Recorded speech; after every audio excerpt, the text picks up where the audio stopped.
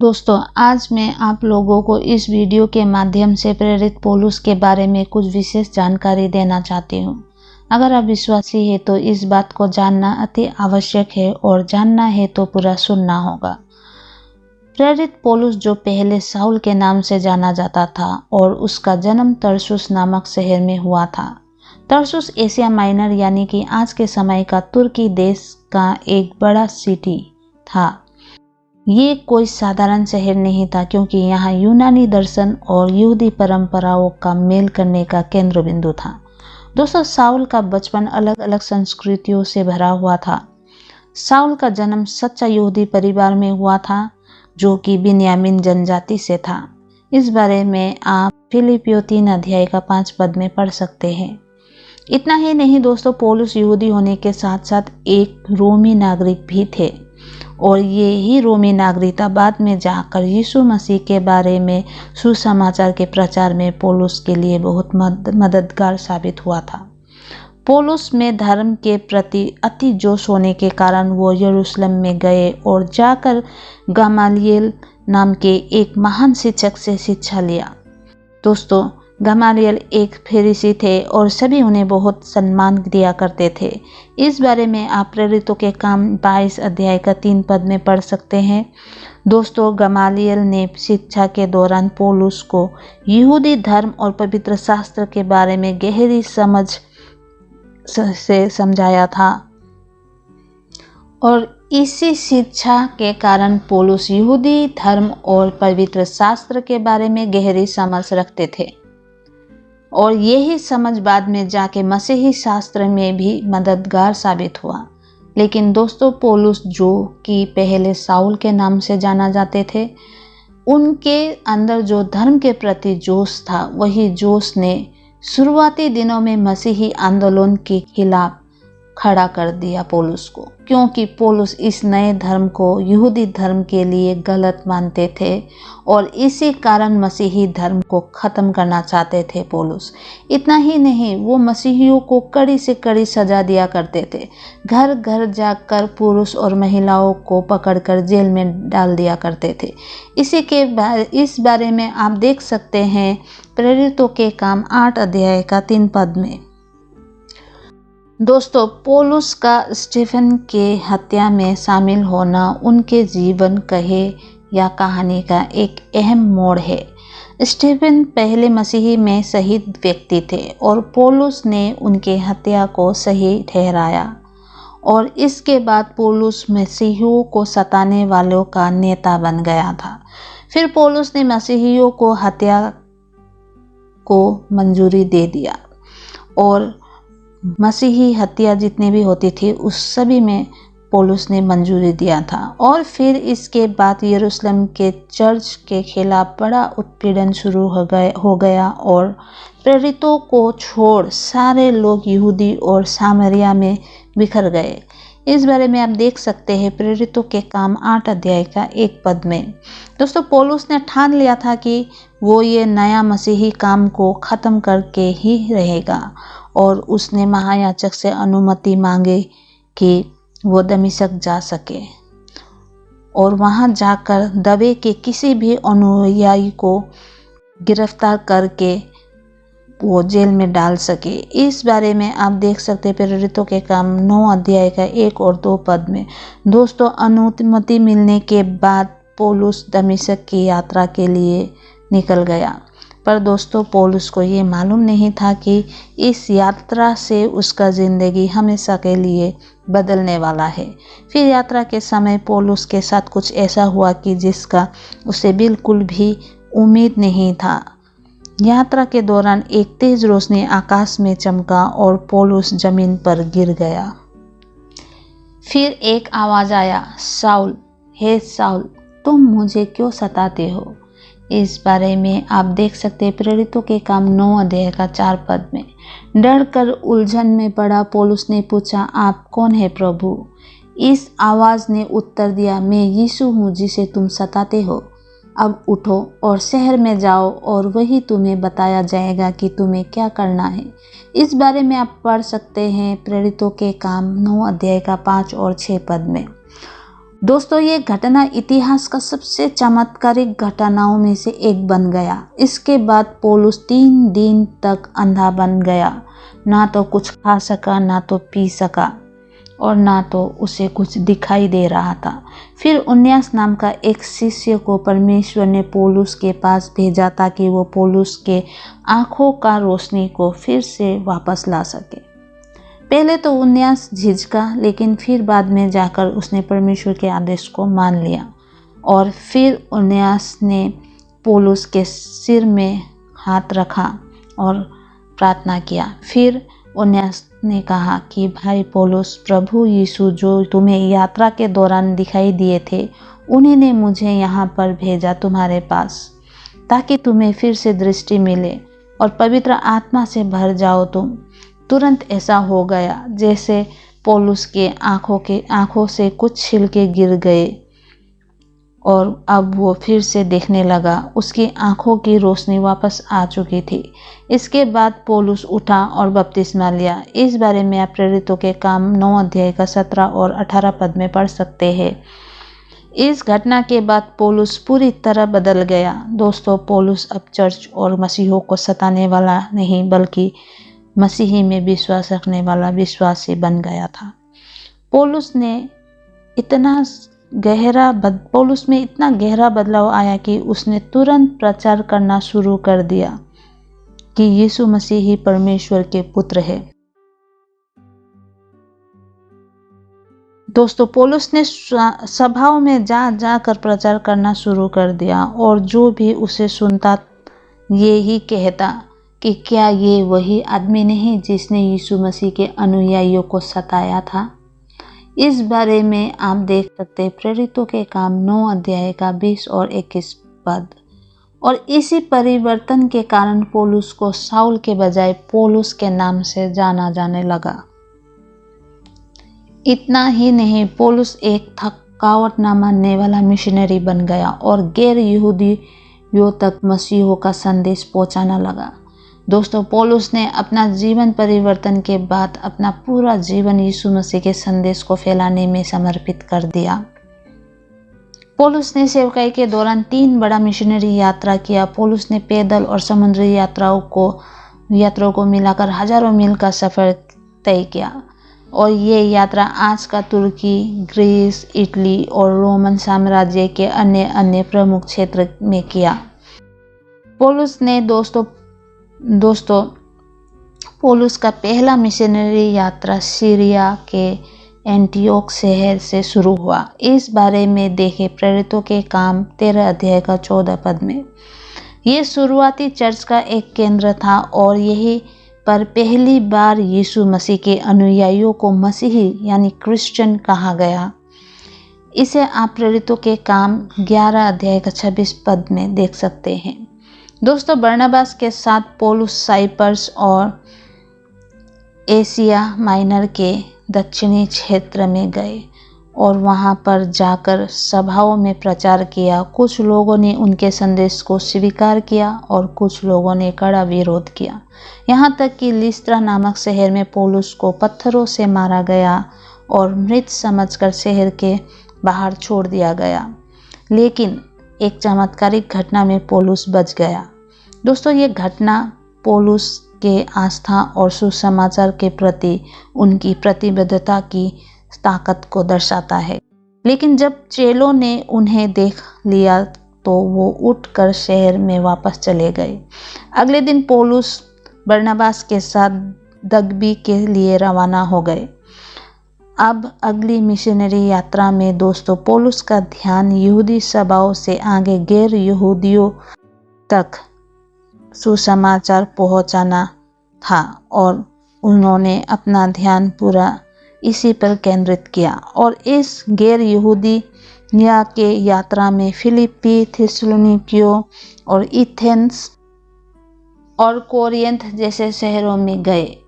इसी यात्रा के दौरान फिलिपियंस में पौलुस और सिलास को एक दासी युक्ति के अंदर से बुरी आत्मा निकालने के कारण जेल तक में डाल दिया गया, परंतु जेल में भी उन दोनों ने परमेश्वर का प्रशंसा करना बंद नहीं किया उसी समय एक चमत्कारिक रूप से भूकंप आया और जेल का दरवाज़ा खुल गया और साथ में सभी लोगों के बेड़ियां टूट गई और वो लोग वहाँ से आज़ाद हो गए।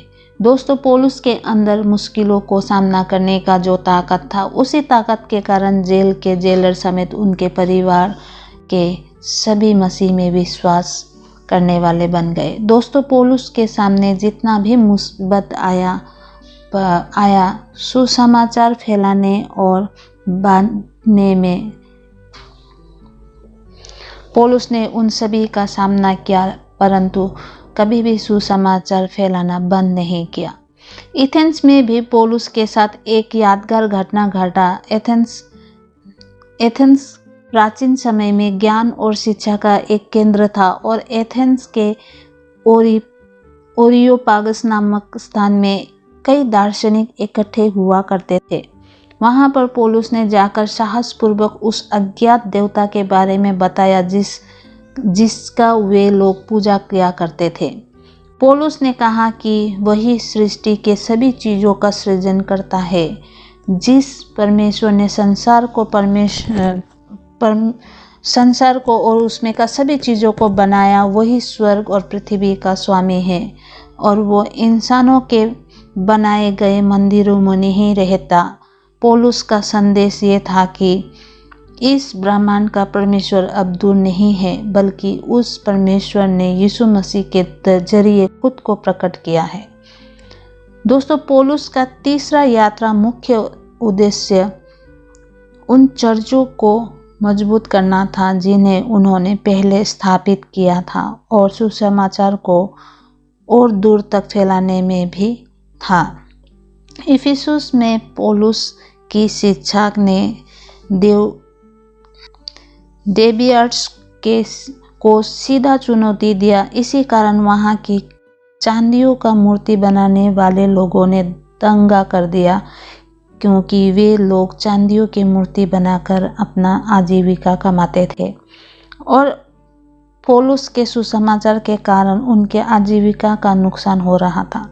दोस्तों, पौलुस का मिशनरी काम आसान नहीं था, क्योंकि वे जहाँ पर भी गए लोगों ने उन्हें सताया और इस कारण काफ़ी मुसीबतों का सामना करना पड़ा पौलुस को।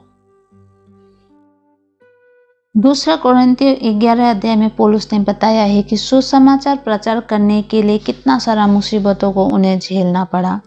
5 बार यहूदियों ने 39 कोड़े मारे, 3 बार छड़ी से पीटा गया, 1 बार पत्थरों का प्रहार किया गया, 3 बार जहाज डूब गया, 1 रात 1 दिन समुद्र में बिताना पड़ा और हमेशा यात्रा करना पड़ा और यात्रा में ही रहना पड़ा। पौलुस को नदियों, डाकुओं से भी खतरा था और अपनी ही जाति यहूदियों से भी उसे खतरा था और साथ में गैर यहूदियों से भी खतरा था।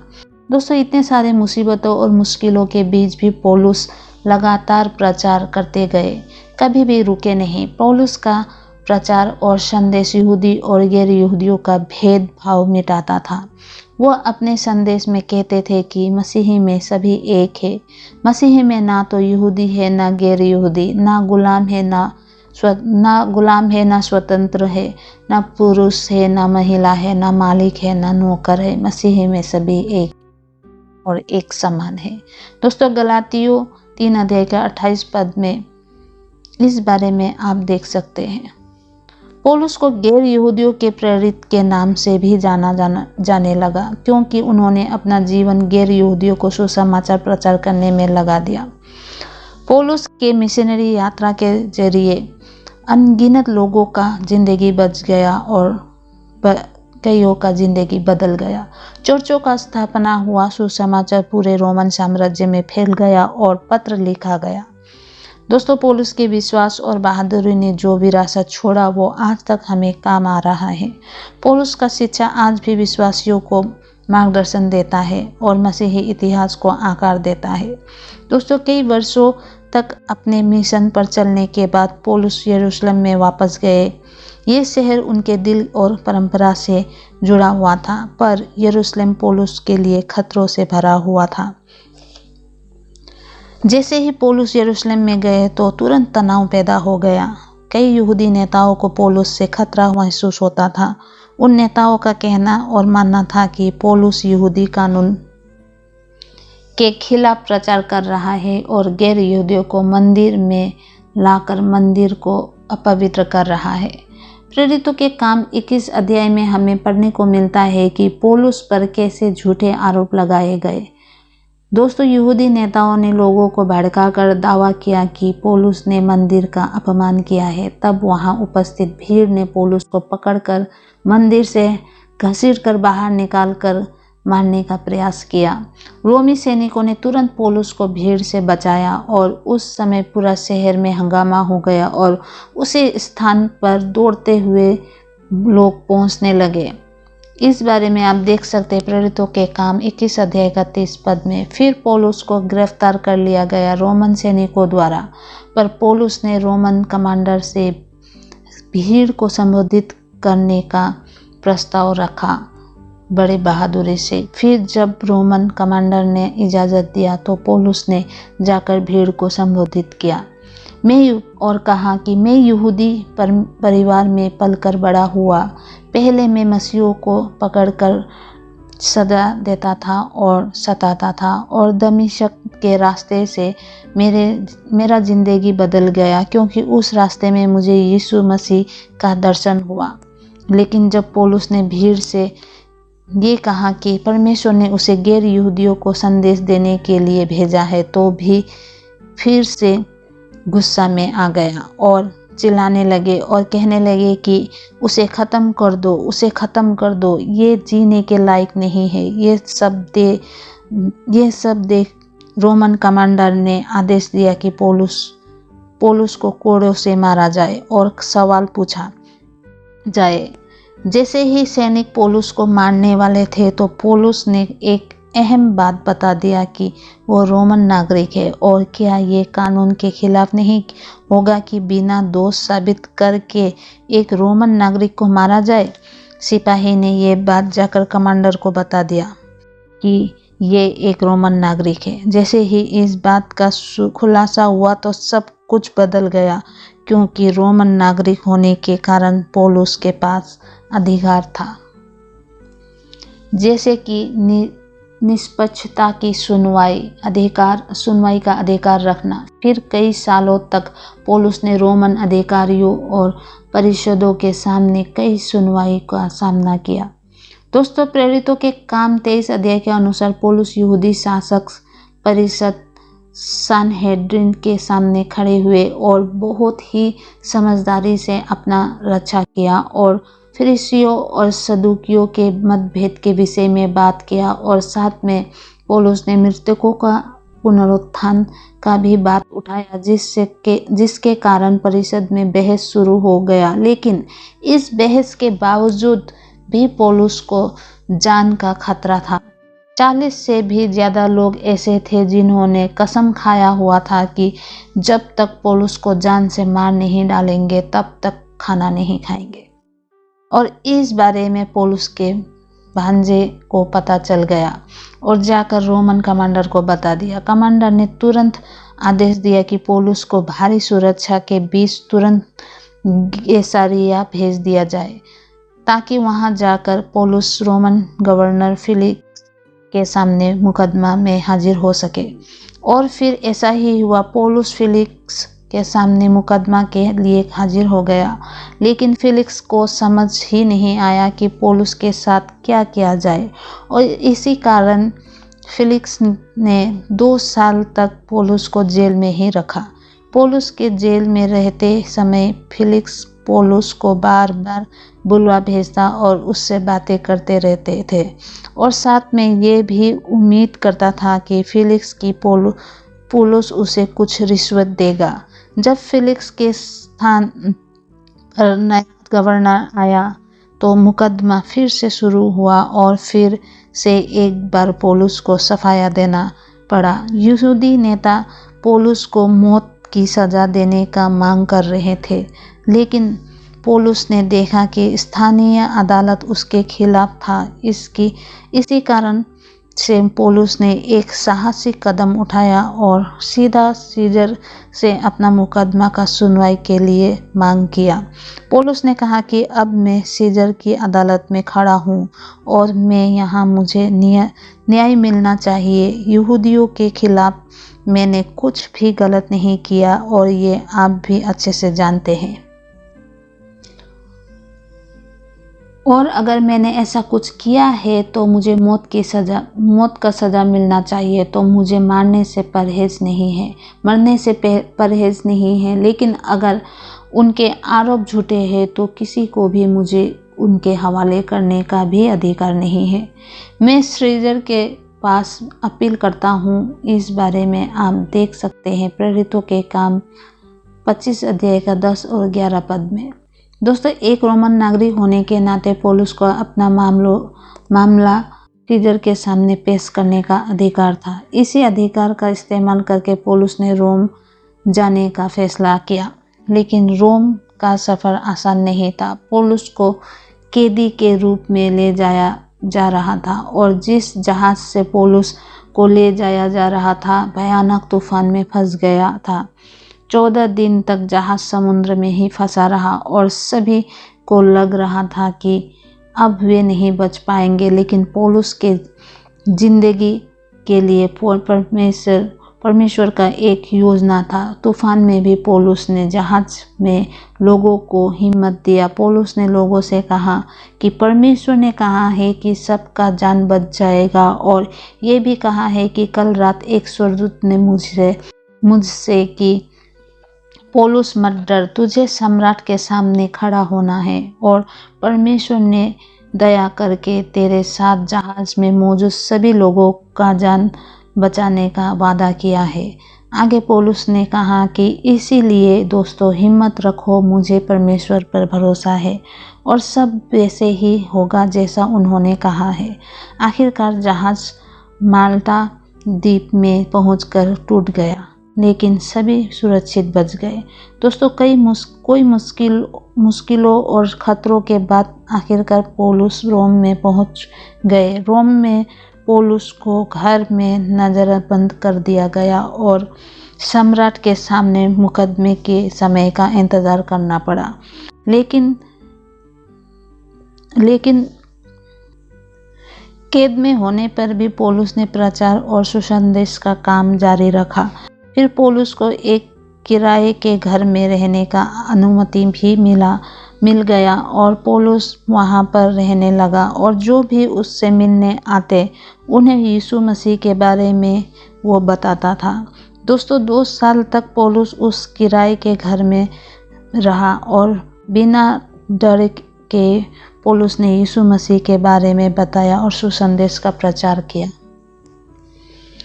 इसी समय काल में पौलुस ने कई चिट्ठियां लिखी जिसे अब कैद की पत्रियों के नाम से जाना जाने लगा।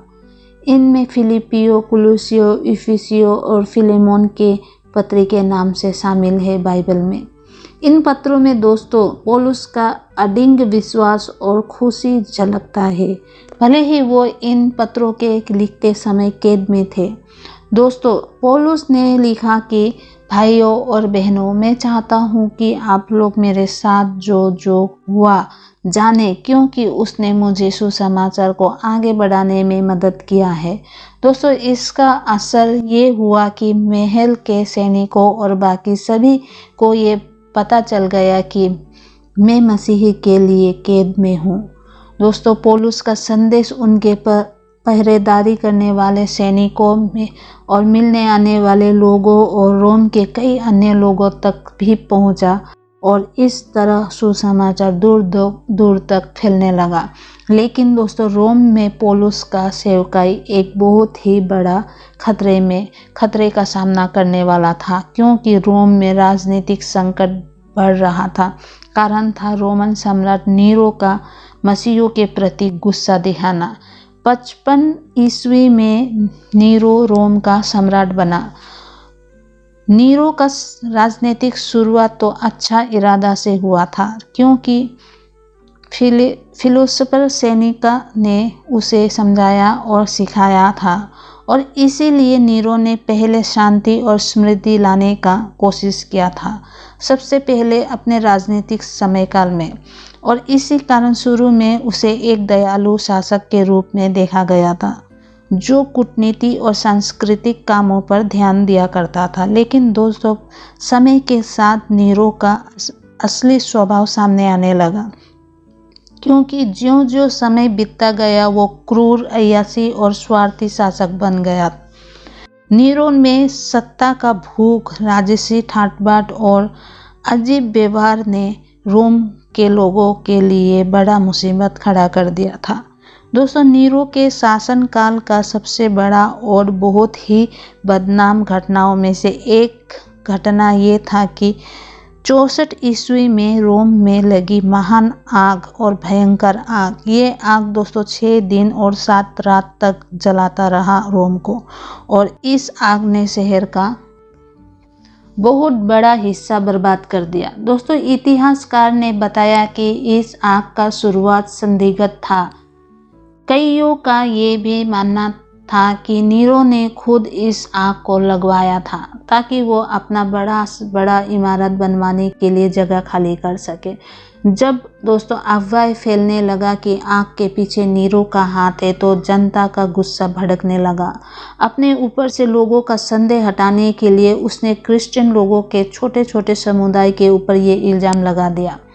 क्रिश्चियन लोगों को पहले से ही बहुत से रोमी लोग शक के नज़र से देखते थे, क्योंकि क्रिश्चियन रोम देवताओं को नहीं मानते थे, नहीं पूजते थे और शाही रीति रिवाजों में भी भाग नहीं लेते थे। क्रिश्चियन, जिन्हें लोग अक्सर गलत समझा करते थे और खुद से अपने समुदाय से अलग थलग किया करते थे, नीरो के गुस्सा और स्वार्थ का आसान शिकार बन गए। क्रिश्चियंस के विश्वास को रोम के जीवन के तीसरे तरीके के लिए खतरा माना जाता था। इसी कारण अफवाहें फैलाना लगा कि क्रिश्चियन इंसानियत से नफरत करते हैं, और इसी कारण आग लगाने का भी जिम्मेदार क्रिश्चियंस को ही ठहराया गया।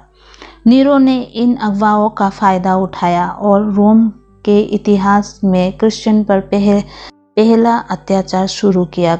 दोस्तों, नीरो के क्रूरता का कोई सीमा नहीं था।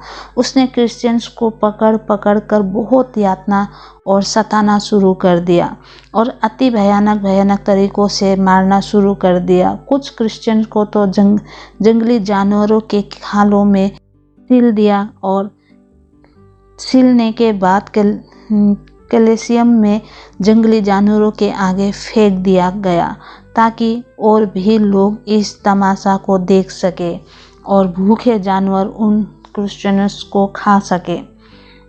और कुछ क्रिश्चियंस को तेल में लपेट कर जला दिया, ताकि शहर में रोशनी हो सके। और नीरो के बाग को भी रात में रोशनी देने के लिए क्रिश्चियंस को ही जलाकर मानव मशाल के रूप में इस्तेमाल किया जाने लगा। दोस्तों, इस भयानक अत्याचार का उल्लेख शुरुआती इतिहासकारों और शुरुआती क्रिश्चियन लेखकों ने किया है। इस डर और आतंक के समय में पौलुस, जो कि मसीही आंदोलन के समय में सबसे प्रमुख नेताओं में से एक थे, फिर से गिरफ्तार कर लिए गए।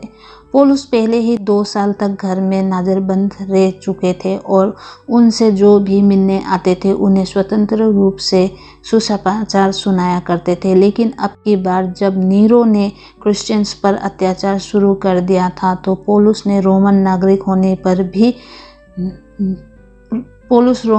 होने पर भी नहीं बच पाए। नीरो के अत्याचार से इस खतरे के समय और कारण से पौलुस जान गए थे कि मसीही के लिए जीना कष्ट सहने के बराबर है, और इसीलिए पौलुस के चिट्ठियों में अक्सर ये जिक्र होता था कि मसीही में कष्ट और सताव सहना परमेश्वर के बुलावे का एक चिन्ह है या हिस्सा है।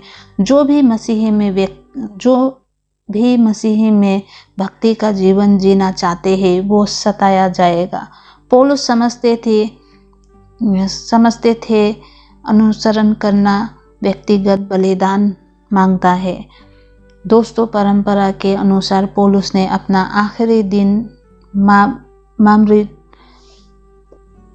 मामर्टिन जेल में बिताया, जो कि रोमन फोरम के पास ही एक छोटा सा अंधेरा कोठी था। कोठी में ना तो रोशनी मिलता, ना तो हवा आने का कोई रास्ता था, और छोटा बड़ा तंग सा एक कमरा था। दोस्तों, मामर्टिन जेल में सबसे खतरनाक दुश्मनों को सजा के अंतिम दिनों में रखे जाने वाला एक छोटा सा कोठा था, और इसी जेल में पौलुस ने अपना आखिरी पत्र लिखा, जिसे दूसरा तीमुथियुस कहा जाता है। इस चिट्ठी में पौलुस ने अपना जिंदगी सेवकाई के बारे में याद करके लिखा और शहादत के लिए तैयार होते हुए लिखा। अब इस समय पौलुस वृद्धावस्था में पहुंच चुके थे, इसलिए उन्हें ये एहसास भी हो चुका था कि उनका समय खत्म हो गया है इस धरती पर। दोस्तों, हालातों का इतना मुश्किलों का भरा होने पर भी उनकी आखिरी पत्र विश्वास, भरोसा, हौसला और संतोष से भरा था। पत्र में लिखा कि अब मैं खुद को परमेश्वर को बलिदान की तरह अर्पित कर रहा हूँ और मेरे जाने का समय पास आ गया है। मैंने अच्छा युद्ध लड़ा और दौड़ पूरा किया, विश्वास में बना रहा, और अब मेरे लिए धार्मिकता का ताज तैयार है, जो प्रभु मुझे देंगे, और न सिर्फ मुझे बल्कि उनको भी वो ताज देंगे जो आने की इच्छा रखते हैं। दोस्तों, पौलुस ने अपना जीवन को ड्रंक ऑफरिंग की तरह बताया, जो बहुत खास बात है। दोस्तों, प्राचीन यहूदी और अन्य धर्मों में वाइन और परमेश्वर के लिए बलिदान की तरह चढ़ाया जाता था। वाइन को ये भक्ति और त्याग का प्रतीक था। पौलुस ने अपने जीवन को सुसमाचार के लिए बलिदान के रूप में देखा। पौलुस को पता था कि उनकी जिम्मेदारी धरती पर अब पूरा हो चुका था, और अपने पत्र में पौलुस ने पतरुस को दिल से सलाह दिया और अपना एक आखिरी शब्द कहा। उन्हें पता था कि उनका सजा नज़दीक है। पौलुस ने तीमुथियुस से कहा कि वो विश्वास में मजबूत रहे, वचन का प्रचार करे और गलत शिक्षाओं से सावधान रहे।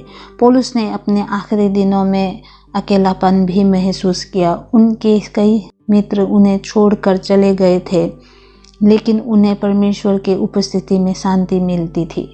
उन्होंने लिखा कि जल्दी से मेरे पास आने का कोशिश करो, क्योंकि डिमक्स इस दुनिया से प्रेम करने के कारण मुझे छोड़ थिस्सलुनीकियों चला गया है।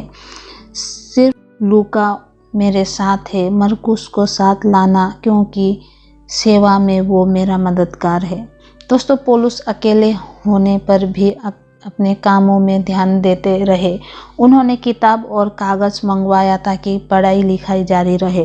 वो अपना मौत का चिंता नहीं कर रहे थे, बल्कि स्वर्ग में मिलने वाले इनाम का उम्मीद कर रहे थे।